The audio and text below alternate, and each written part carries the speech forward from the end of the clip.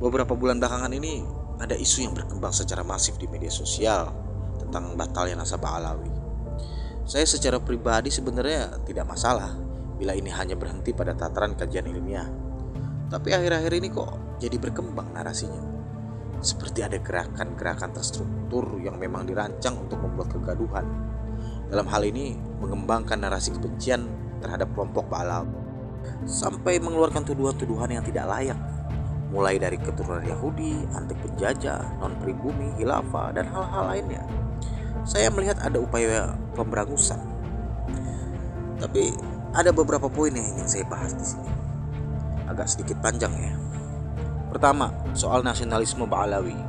Kalau Anda mempertanyakan sikap kenegaraan kelompok Ba'alawi, bisa kita cek dalam sejarah. Siapa yang membuat lambang Garuda? Jelas Sultan Hamid II. Siapa yang membuat lagu atau menciptakan lagu 17 Agustus? Habib Hussein Al-Mutahar, bapak paskibra kita gitu. Para kaum Ba'alawi juga pernah kok ada yang jadi menteri. Bahkan tidak sedikit yang menjadi anggota TNI sekarang, seperti Brigjen TNI Muhammad Ali Al-Habsyi, Brigjen TNI Hussein Segaf, bahkan ada Irjen Pol Ahmad Haidar Bagil Segaf, dan banyak lagi yang lainnya. Jadi nasionalisme mana lagi yang ingin dipertanyakan? Selain itu, banyak dari mereka yang jadi kaum intelektual terkemuka di Indonesia. Sebut saja Haidar Bagir, Ismail Fajri Alatos, Alwi Shihab, Said Agil Al-Munawar, Muhsin Labib, dan masih banyak lagi dari mereka yang sudah mendermakan ilmunya untuk negeri ini. Makanya cuci muka sana biar melek. Jangan jualan Pancasila dan pribumi terus yang ujung-ujungnya masukin proposal untuk cari duit. Katakanlah dulu ada oknum Ba'alawi yang kerjasama dengan penjajah, tetapi itu kan oknum. Orang yang Anda anggap pribumi juga banyak yang jadi kenil, budak-budak Belanda. Bahkan itu terekam jelas di dalam buku Pramurdian Tatum tentang praktek feodalisme para ningrat Jawa yang berkembang subur di masa penjajahan. Kalau soal makar, sekarang kita cek deh, siapa itu yang mendirikan DITI? Kartosuwiryo itu pribumi atau Ba'alawi? Siapa ketua HTI di Indonesia ini? Ismail Isanto itu pribumi atau Ba'alawi? Ada tidak nama Ba'alawi tercatat di dalam struktur organisasi HTI? Kemudian, siapa yang pernah ngebom Bali itu? Imam Samudra dan Ambrozi. Itu Ba'alawi bukan? Coba cek, lihat datanya. Jadi jangan asal tuduh Ba'alawi suka bikin onar dan lain-lain. Faktanya tidak demikian. Kalau disebut para habaib katanya narsis, minta dihormati, dan melakukan tindakan menjual agama, memangnya oknum kiai tidak pernah melakukan hal serupa? Kita bisa lihat ketika para santri jalan bongkok-bongkok depan kiai, minta air ke kiai. Banyak juga ada praktek amplop di sana, rebutan merapikan sendal kiai. Budaya seperti itu berkembang subur di kalangan Islam tradisional. Apakah itu bukan praktek feodal? Jangan pakai standar ganda dong. Dan jangan lupa terminologi Gus juga lahir dari rahim feodalisme. Ada juga kok kiai yang cabul, ustadz yang cabul. Bahkan ada ustadz tertentu yang menyelipkan MLM di tengah dakwahnya. Sampai banyak kesaksian dari orang-orang yang merasa dirugikan. Itu Ba'alawi atau pribumi itu? Tapi kan kita nggak mungkin melakukan generalisasi. Kita tetap menghormati kiai dan ustadz kita. Bisa hancur agama ini kalau cara pandang kita seperti ini.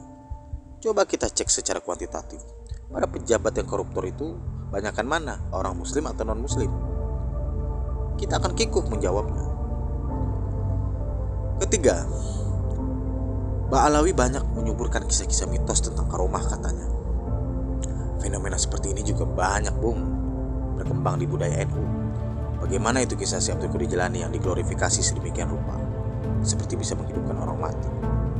Kisah-kisah Wali Songo yang di luar nalar, atau kisah-kisah para wali-wali lainnya. Bahkan ada yang dengan PD mendeklarasikan diri sebagai wali. Maka lahirlah istilah-istilah jadab, menjeduk, wali mastur, dan lain-lain itu.